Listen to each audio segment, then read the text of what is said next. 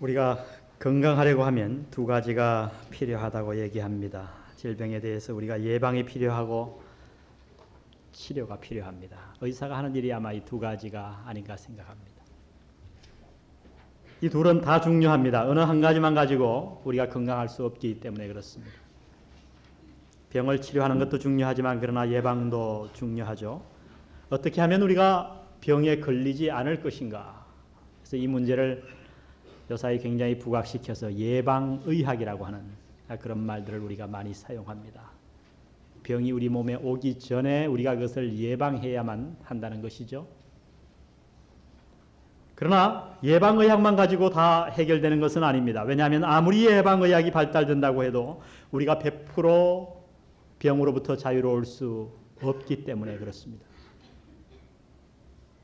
그러므로 건강하기 위해서는 둘 다가 필요한 것 같습니다. 예방이 필요하고 또 예방했음에도 불구하고 병이 찾아왔을 때는 그것을 잘 치료하는 치료법이 필요합니다.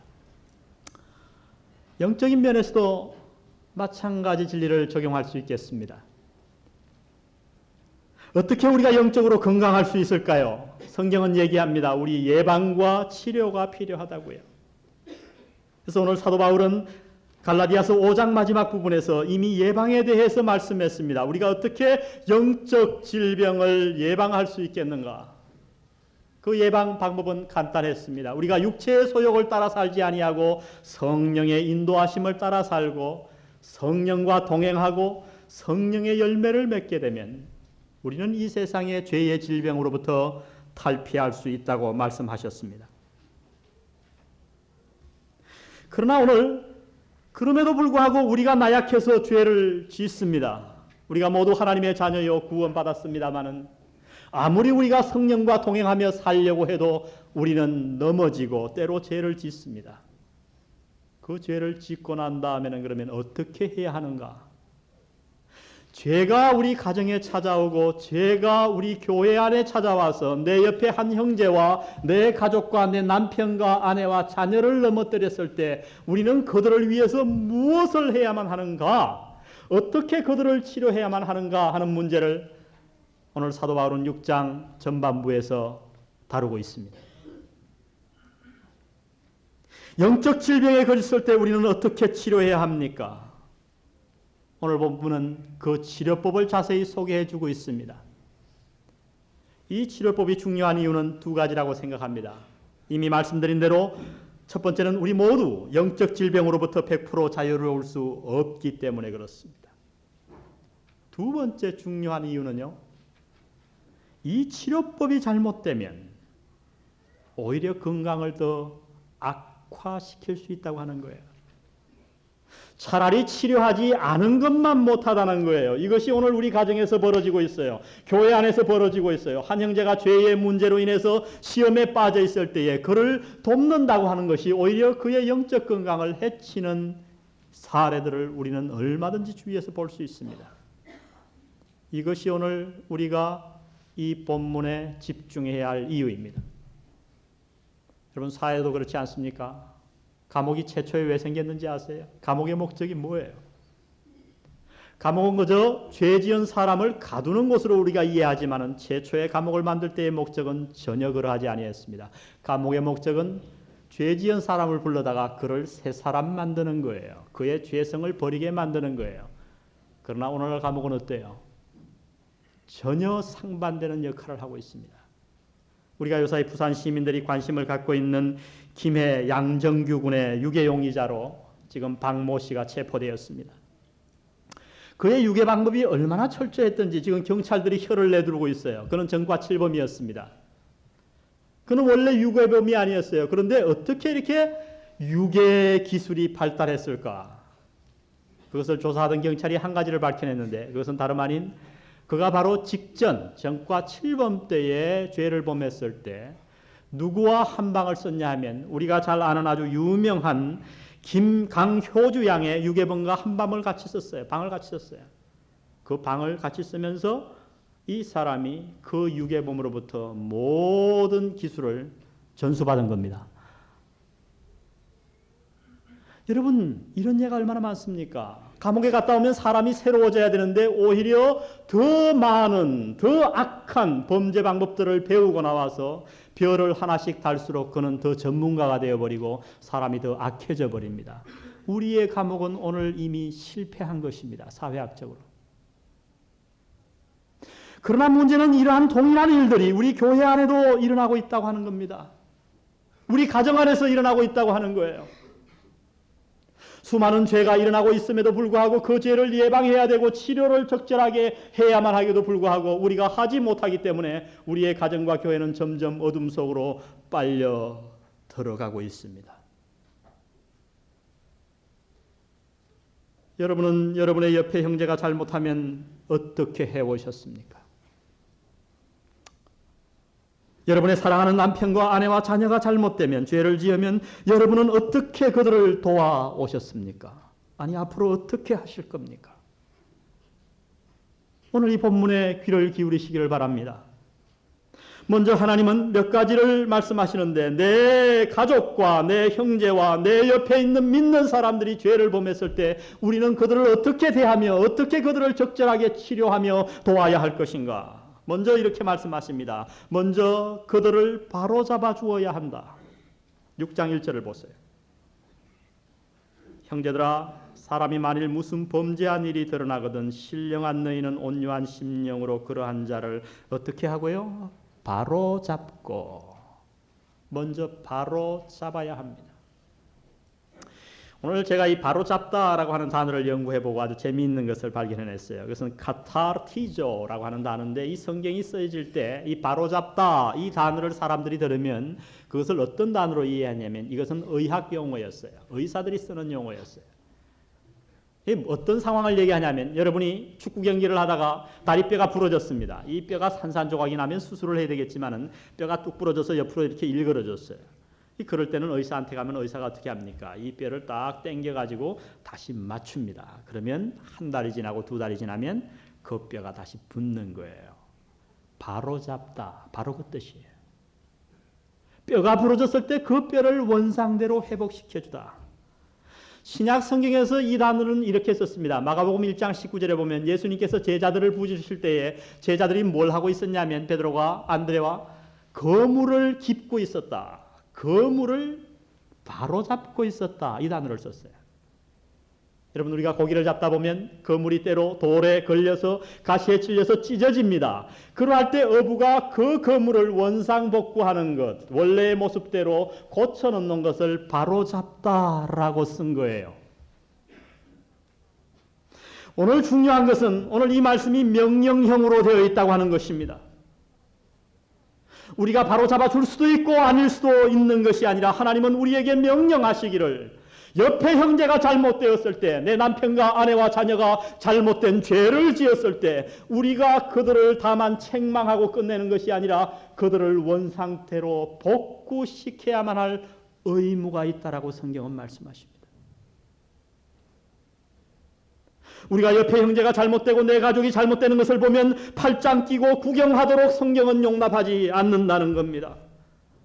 자기 문제니까 자기가 알아서 하겠지 뭐. 다 자랐는데 이제는 나는 더 간섭하지 않겠어. 우리가 얼마나 많이 들어온 말입니까? 얼마나 많이 내뱉은 말입니까? 그러나 오늘 성경은 그것을 용납하지 않습니다. 신령한 너희는 형제들아, 그러한 자를 바로 잡으라. 바로 잡으라.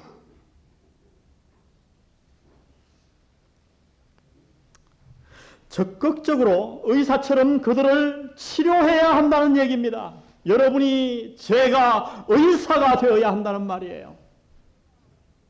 여러분, 사고가 나서 사람이 다치면 119 구급대는 자기 목숨을 내어놓고 달려가서 그들을 치료합니다. 바로 그런 심정으로 우리가 그들을 바로 잡아야 된다고 얘기합니다. 이것을 다른 표현으로 명령하셨는데 그것이 2절에 나타나 있습니다. 우리 다 같이 한번 읽어보겠습니다. 2절 시작. 너희가 짐을 서로 지라. 그리하여 그리스도의 법을 성취하라. 명령이죠. 짐을 서로 지라. 이 무슨 짐이에요? 개나리 보짐입니까? 여러분이 제대로 된 성경책을 갖고 있다 그러면 그 짐 옆에 번호가 있고 밑에 뭐라고 되어 있어요? 다 같이 뭐라고? 시작. 무거운 짐. 예. 한 3분의 1밖에 제대로 된 성경책을 안 갖고 다니시면요. 무거운 짐. 왜 무거운 짐이라고 표현했을까요? 이것은 죄의 짐이에요. 여러분 죄를 지어 보셨습니까? 굉장히 난처한 질문인데 이런 질문을 할 때마다 여러분의 표정이 얼마나 재미있는지 몰라요. 안 그런 척 하기도 그렇고 인정하자니 그렇고 죄를 지을 때 너무 쾌락이 있습니다. 그러나 여러분 죄를 짓고 나면 그 짐은 너무너무 무거워요. 남편이 아내에 대해서 정절을 지키지 못했을 때 쾌락은 순간이지만 그 짐은 영원을 갈 수 있어요. 그렇죠? 어떤 죄든지 마찬가지예요.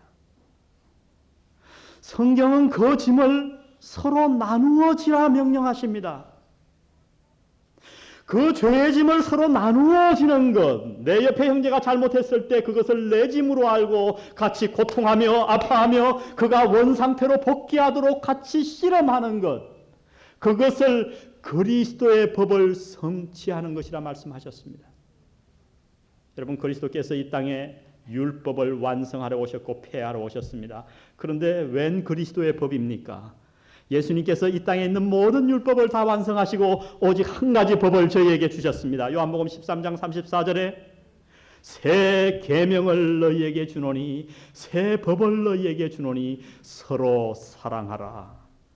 너희가 서로 사랑하면 이로써 모든 사람이 너희가 내 제자인 줄 알리라. 우리가 어떻게 형제 사랑을 나타낼까요? 어떻게 자녀 사랑을 나타낼까요? 자녀가 잘못됐을 때 한두 번쯤 노력해보고 호적에서 제명시켜버리는 것입니까? 내 형제가 죄 가운데 있을 때에 자기의 일이니까 그 가정의 일이니까 모른 척하는 겁니까? 아니요. 그리스도께서 우리에게 주신 명령과 법은 그것이 아니라는 겁니다. 그의 죄가 내 죄인 양, 그의 고민이 내 것인 양 같이 아파하며 그를 바로잡기 위해 애쓰라 명령하십니다. 주님의 이 명령이 오늘 여러분의 가정을 방문하시기를 주의 이름으로 축원드립니다. 남편이 잘못했을 때 그 잘못을 남편에 관한 전가하지 아니하고 내가 잘못한 것인 양 울며 씨름해야 합니다. 그를 바로잡기 위해 애써야 합니다. 옆에 한 성도가 범죄했을 때 그를 바로잡기 위해 내가 의사가 되어야 한다고 성경은 말씀하십니다. 서로 짐을 지라. 그리하여 그리스도의 법을 성취하라. 오늘 이 영안교회에 이 주님의 법이 성취되기를 주의 이름으로 축원드립니다.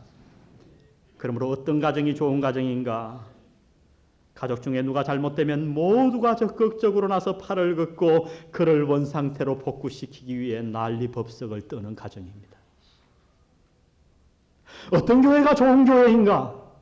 교회 가운데 어떤 일원이 잘못됐을 때에, 죄 가운데 있을 때에 그를 모른 척하는 것이 아니라 다 같이 기도하며 그를 위해 애쓰며 그를 원래 상태대로 돌려놓으려고 하는 교회. 그래서 죄 가운데 계속해서 남아있을 수가 없는 교회가 좋은 교회입니다. 우리에게 주신 명령은 간단합니다. 옆에 형제가 잘못되었을 때 우리는 그들을 바로 잡아 주어야 합니다. 두 번째 우리가 공부해야 될 부분은 누가 그러면 바로 잡아야 하는가? 누가? 물론 우리가입니다. 그러나 거기에 자격이 붙어 있습니다. 6장 1절을 보십시오. 다시 한번. 형제들아, 사람이 만일 무슨 범죄한 일이 드러나거든 어떠한 너희는 신령한 너희는. 네, 이 말씀을 읽으면서 여러분 마음속에 이미 결론을 내린 분도 있을 거예요. 아, 신령한 사람이 바로 잡는 거구나. 그러니까 나는 아니다. 우리가 이 신령하다 하는 말을 들으면 어떻게 해석을 하냐면요. 그저 뭔가 도통한 사람으로 해석하는 거예요. 도가 탁 트인 사람. 아니면은 신들린 사람. 뭔가 비정상적인 사람. 그래서 방언을 줄줄 외운다든가 뭔가 이상하게 큰 소리로 기도를 잘한다든가 갔더니 앞길을 딱 알아맞추네. 아이고 신통해라. 신령해요. 안수를 했더니 병이 막 낫는단 말이죠. 그런 사람을 지금 얘기하는 겁니까? 아니요. 성경에는 한 번도 그러한 사람을 신령하다고 표현해 본 적이 없습니다. 오늘 누가 신령한 자입니까? 이미 사도 바울은 5장 후반부에서 설명했습니다. 육신의 일과 성령의 일을 설명하면서 누가 신령한 사람인가? 성령의 인도함을 받아 따라 사는 사람이 신령한 사람이에요. 성령에게 순종하는 사람이 신령한 사람이에요. 그 결과가 어떻게 나타나요? 이미 5장 22절에서 성령의 열매를 9가지로 보여주셨습니다. 성령 충만한 사람, 신령한 사람의 특징은 사랑과 희락과 화평과 오래 참음과 자비와 양성과 충성과 온유와 절제가 생활 속에 나타나는 사람. 신령한 사람이에요.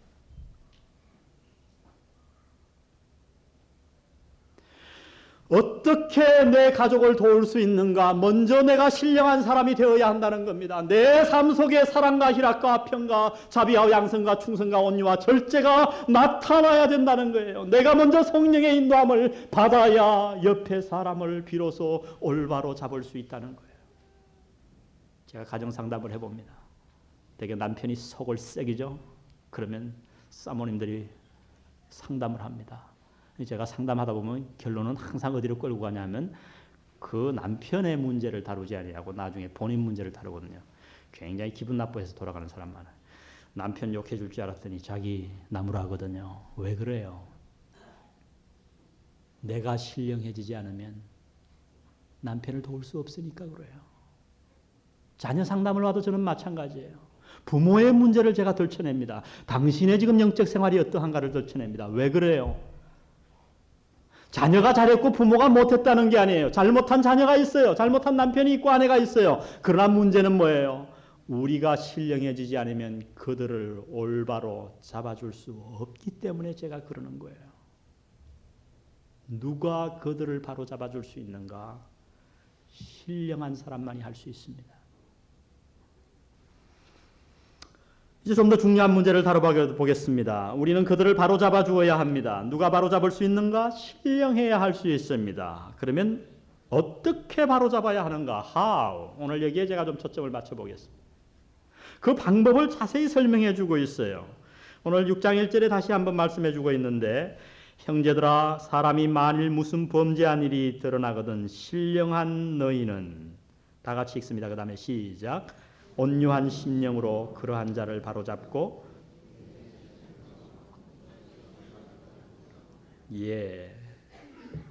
어떻게 바로잡는가? 온유하고 겸허한 심정으로 바로잡아야 한다 말씀하십니다. 여러분 우리 교회 안에 사람이 잘못됐을 때 그 사람을 향한 두 가지 태도가 있습니다. 첫 번째 태도는 율법적인 태도요. 두 번째는 복음적인 태도입니다. 이 율법적 태도와 복음적 태도는 그 목적이 틀립니다. 율법주의자들은 어떤 목적을 가지고 그 사람에게 짐을 지우냐 하면 처벌이 목적입니다. 법을 숭상하기 때문에 봐라, 당신이 잘못하지 않았는가? 저 사람이 지은 죄를 보라. 멸망받아 마땅하다. 그래서 그를 정죄하고 손가락질하고 비판합니다. 그래서 율법주의자들이 있는 곳에는 언제나 회복이 있기보다는 아픔이 있는 거예요. 회복되는 것 같지만 그 사람이 언젠가는 다 낙심해버리고 마는 거예요. 목적이 틀려요. 그러나 복음주의는 처벌이 목적이 아니에요. 그 목적은 교정이에요. recovering. 다시 회복하는 거예요. 온유하게 그들을 올바로 인도하려고 노력하는 겁니다. 목적만 다른 게 아니고 자세도 틀립니다. 율법주의자들은 어떻게 합니까? 교만한 자세를 갖습니다. 자기는 아무 잘못도 없는 자처럼 행동합니다. 여러분을 돌아보십시오. 왜 가정에 문제가 생깁니까? 왜 자녀들이 돌아오지 않습니까? 수많은 부모들이 율법주의적인 태도로 접근하기 때문에 그래요. 자신은 과거에 아무런 잘못이 없었던 것인 양 그 자녀를 대합니다. 자기는 완벽한 것으로 생각합니다. 바리새인들이 이러한 죄를 짓지 않았습니까? 그래서 예수님께서 바리새인들을 향해서 너희가 어찌하여 남의 눈 속에 있는 티는 보면서 내 눈 속에 있는 덜보는 보지 못하느냐. 덜보가 뭐예요? 석가래. 예수님은 굉장한 과장법의 소유자셨습니다. 어떻게 눈 속에 석가래가 들어가요? 이 바리새인들의 잘못된 율법주의적인 태도를 꾸짖은 거예요. 가늠하다가 현장에서 잡혀온 여자를 머리채로 끌고 와서 돌로 쳐 죽일까요? 물었을 때 예수님께서 죄 없는 자가 먼저 돌로 치라. 그들이 양심의 가책을 받아서 다 도망갔어요. 그래도 그 사람들은 우리보다는 나았던 것 같아요. 오늘날 시대에 그 질문을 했다면 우리 신학자들이 다 말하기를 다 쳐 죽였을 거라고 그럽니다. 예수님이 가늠했다고 하는 것을 잘했다고 하는 겁니까? 아니요. 그것을 잘했다고 칭찬한 것이 아니라 그 바리새인들의 태도가 문제였다는 겁니다. 어떤 태도요? 그 죄를 향해서 마치 나는 완벽하다, 나는 한 번도 간음죄를 짓지 않았다, 그러므로 이 사람은 돌로 쳐 죽여 마땅하다고 하는 잘못된 율법주의적인 태도 때문에 예수님께서 그렇게 그들을 비난하셨던 겁니다. 여러분, 신앙생활 하는데 가장 큰 유혹은 오늘도 마찬가지예요. 나도 모르게 내가 율법주의적인 자가 되는 거예요. 내가 잣대가 되는 거예요. 남의 죄를 바라볼 때 긍휼히 여기지 아니하고, 그를 온유한 심정으로, 겸손한 심정으로 그를 바로잡으려고 하지 아니하고, 어느새 나도 모르게 그를 정죄하며 그보다 내가 나은 자로, 도덕적으로 나는 더 깨끗한 자로, 신앙적으로 내가 그보다 높은 자로 어느새 나를 자리매김한다는 사실입니다. 여러분, 이것이 얼마나 무서운지 몰라요. 그래서 3절에 이렇게 말씀하십니다. 3절을 보십시오. 우리 다 같이 또 한번 읽어보겠습니다. 3절 시작. 만일 누가 아무것도 되지 못하고 된 줄로 생각하면 스스로 속임이니라. 무슨 말씀이에요? 우리가 만약에 그러한 태도를 갖고 있으면 아무것도 되지 못하면서 된 줄로 생각하는 교만한 사람이라는 겁니다. 그러나 신령한 자들은 우리는 어떻게 해야 합니까? 주변의 형제가 잘못된 것을 볼 때 겸허함과 겸손함으로 나 자신을 돌아보아 나도 시험을 받을까 두려워해야 한다 말씀하십니다. 저 사람이 저지른 범죄를 나도 저지를 수 있는 범죄로구나. 저 사람이 범한 잘못을 나도 저지를 수 있겠구나. 그렇게 겸손한 마음으로 그에게 접근하라 명령하십니다. 우리가 어떻게 이러한 겸손한 마음을 가짐이 가능할까요? 어떻게 복음적인 태도로 잘못한 형제에게 접근하는 것이 가능할까요? 그 방법을 4절, 5절에서 가르쳐 주셨습니다. 4절 보십시오. 각각 자기의 일을 뭐하라? 살피라. 그리하면 자랑할 것이 자기에게만 있고 남에게는 있지 아니하리니. 5절 다 같이 읽습니다. 시작. 각각 자기의 짐을 질 것이니라. 아니 2절에서는 서로 짐을 지라 해놓고 5절에서는 또 지짐지라 그러고, 이게 뭔 말이냐? 쓰인 원어는 완전히 틀려요. 2절에 있는 짐은 무거운 죄의 짐이고 5절에 있는 짐은 우리 모든 사람이 각각 져야 할 자기의 본분입니다. 내 사명이에요. 무슨 말인고 하니요? 내 할 일을 먼저 하라는 거예요. 먼저 자기를 돌아보라는 거예요. 주제 파악하라는 거예요. 주제 파악에는 커트라인이 없다 그럽니다만은 자기를 올바로 알으라는 거예요. 다른 사람이 잘못했을 때에 먼저 누구를 살펴야 되는가? 야, 저 죄 좀 봐. 이렇게 손가락질할 게 아니라 나를 살피라는 겁니다. 나는 내 할 일을 다 했는가? 저 남자가 지금 가정을 팽개치고 외도를 하는데 나는 과연 행동으로 외도는 하지 않았지만은 내가 과연 내 가정을 가장으로서 올바로 돌보고 있는가? 내가 가장의 짐을 과연 올바로 지고 있는가? 나를 살피라는 거예요. 그렇게 성령의 인도하심을 받아 나를 살피게 되면 어떤 현상이 나타납니까? 남에게 자랑할 게 전혀 없어요. 그 죄 지은 자를 함부로 비판할 수가 없다고 하는 거예요. 그래서 겸손한 태도로, 기도하는 태도로, 나도 그런 죄를 지을 수 있다고 하는 겸허한 태도로 그 사람에게 접근합니다. 남편에게 접근합니다. 아내에게 접근합니다. 자녀에게 접근합니다. 결과는요, 그들이 마음문을 여는 거예요.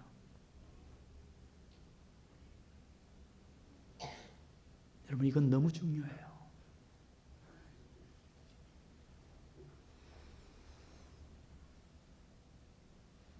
우리는 서로 짐을 져야 합니다. 여러분, 죄의 짐을 지는 것 참으로 어려운 일이에요. 그러나 져야 합니다. 명령이.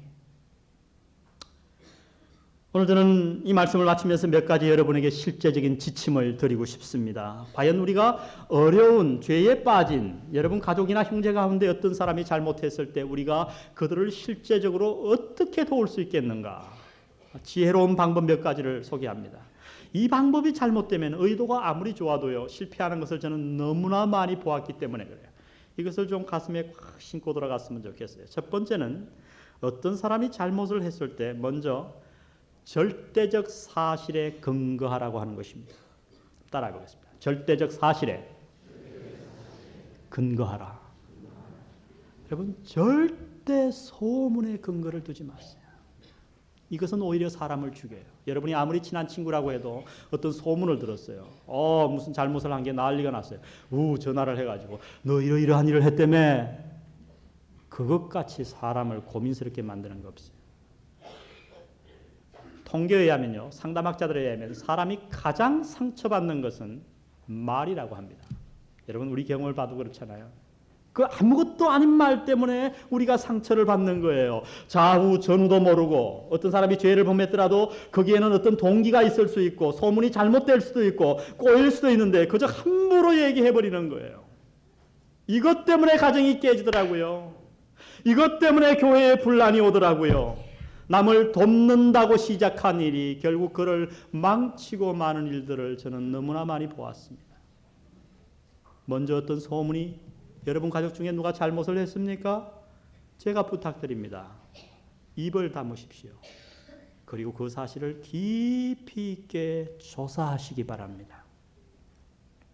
여러분이 도우려고 하면, 안 도우려고 하면 아예 끊어버리세요. 관심을 두지 마세요. 조사하되 사랑의 마음으로 조사해야 합니다. 진지하게 검사 이상으로 철저하게 그 사실을 분석하셔야 합니다. 그 다음 넘어가기 6장 1절을 보세요. 이 말씀을 제가 여러분에게 좀 증명해 드리겠습니다. 형제들아, 사람이 만일 무슨 범죄한 일이 어떻게 하거든요? 드러나거든. 이 단어. 이것은 그냥 소문만 가지고 형제를 바로잡으라는 명령을 주는 게 아니에요. 보통 교회에서는 어떻게 합니까? 어떤 소문이 들리면 팔순에부터 걷어잡고 바로잡으러 뛰어드는 거예요.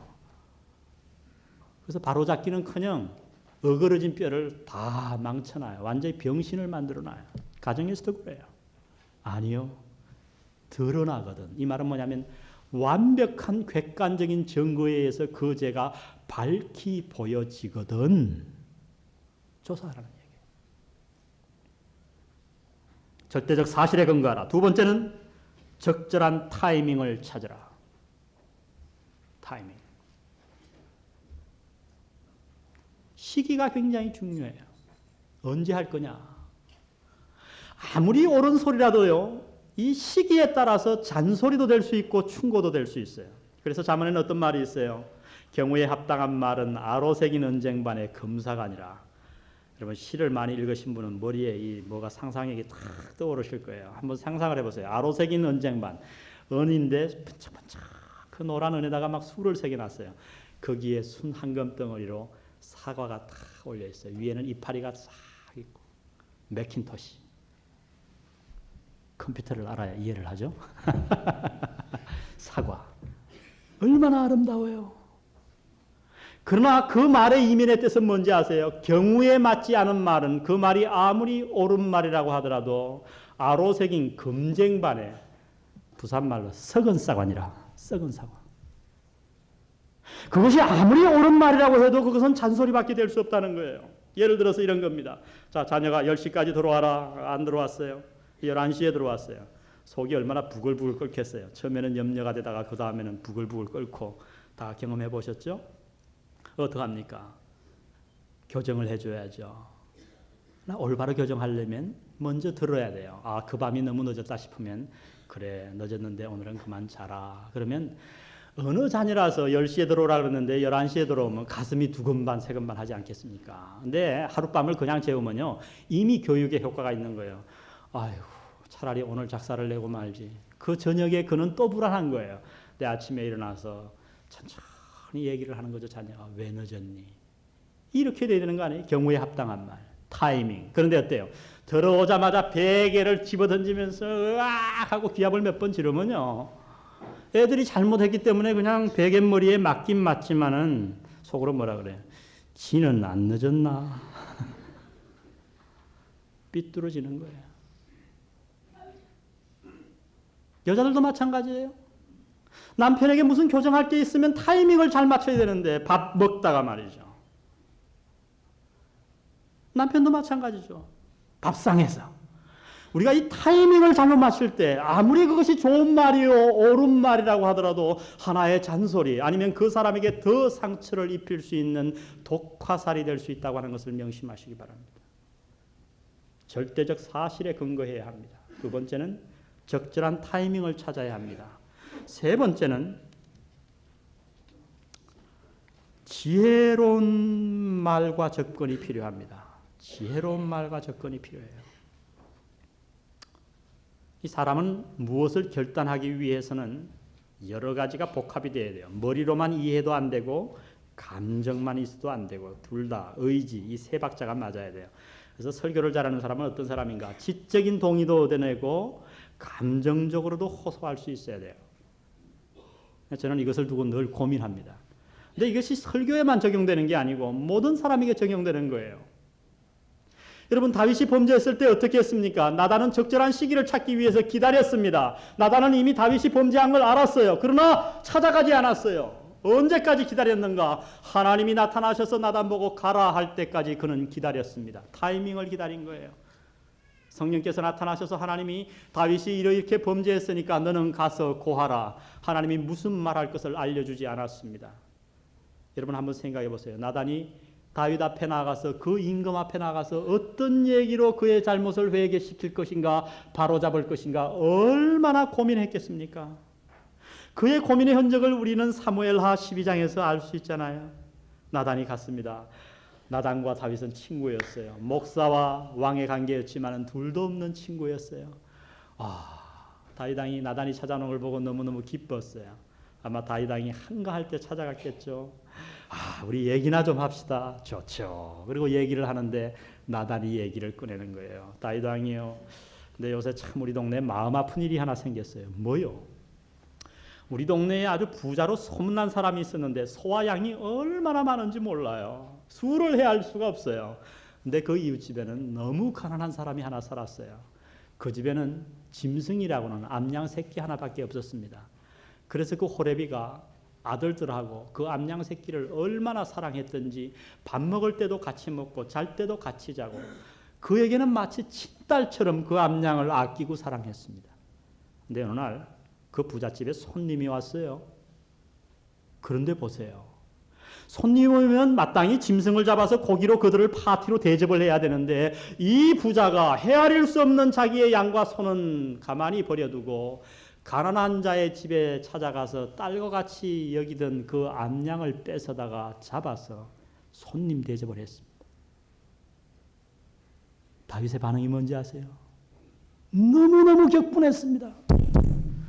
내가 다스리는 이 나라 안에 그러한 자가 있다니 그는 마땅히 죽어야 하리라. 여호와의 사심을 가리켜 맹세하노니 그는 마땅히 죽어야 하리라. 그는 그 암양의 4배를 그 가난한 자에게 갚아주어야 하리라. 내가 그렇게 만들겠다고. 왜요? 다윗은 정의로운 사람이었거든요. 그는 정의 많은 사람이었거든요. 근데 그때 나단이 뭐라고 얘기합니까? 당신이 바로 그 사람이요. 여러분 그 말씀을 그 현장에서 들어보십시오. 그렇게 격분하고 있을 그때 You are the man. 당신이 바로 그 사람이요.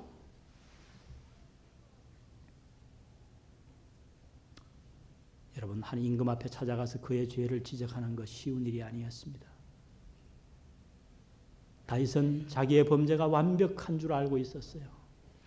우리아의 아내를 임신시켜 놓고 나서 그 임신을 가리우기 위해서 전쟁터에서 자기의 부하 우리아를 들여서 아내와 동침하게 만듭니다. 그러나 우리아가 말하기를 내 모든 전우들이 전쟁에서 싸우고 있는데 어찌 나 혼자 아내를 품고 잠잘 수 있으리요.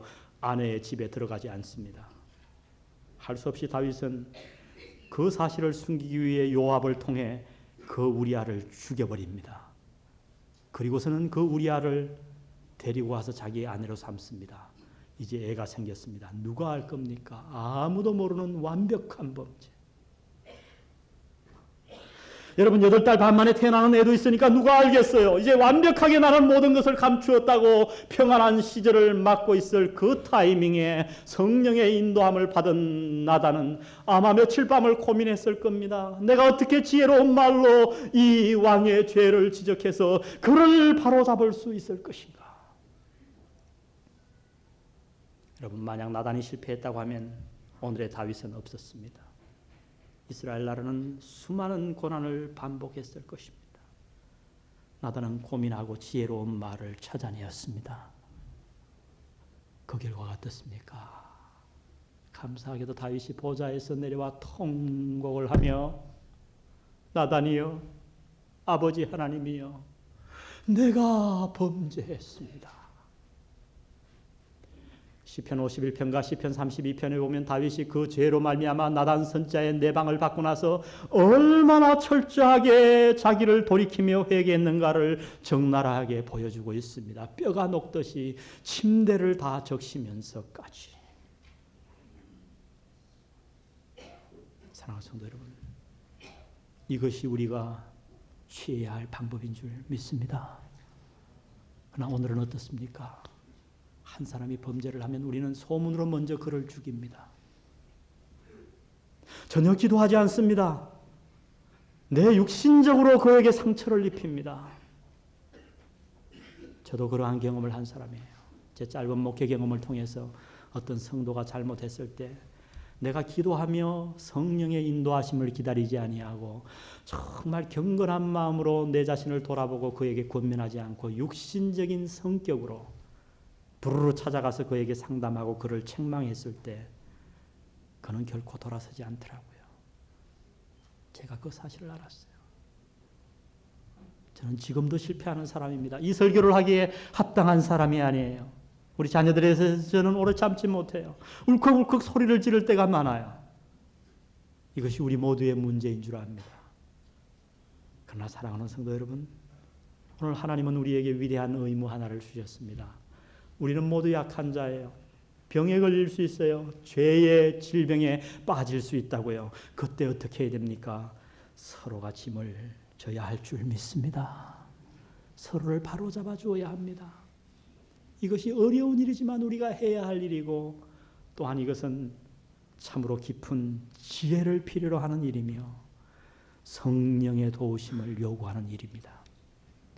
우리 모두 신령한 자가 되어 하나님의 지혜를 깨달아서 그리스도의 사랑의 법을 성취하는 의무감 속에서 서로를 일으켜주는 아름다운 일이 있기를 주의 이름으로 축원드립니다. 아멘. 우리 찬송을 바꿔서요. 우리라는 찬송을 우리 좀 불렀으면 좋겠습니다. 목사님 오늘 앞에 슬라이드가 있는데요. 오늘 가사가 설교에 합당할 것 같아서 먼저 부르고 찬송을 좀 바꾸겠습니다.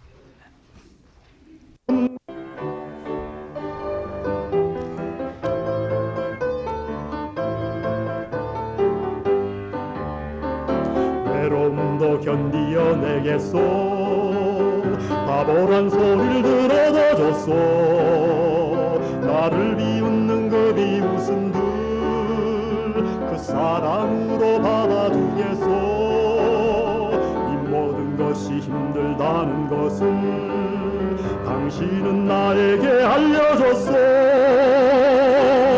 당신의 사랑은 너무나 많고 크오 그래서 나는 살아가겠소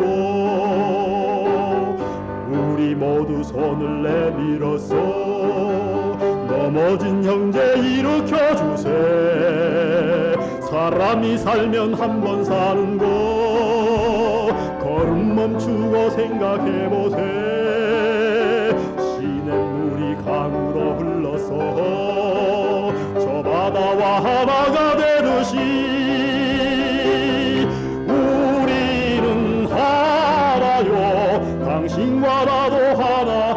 우리는 하나가 돼야 하오.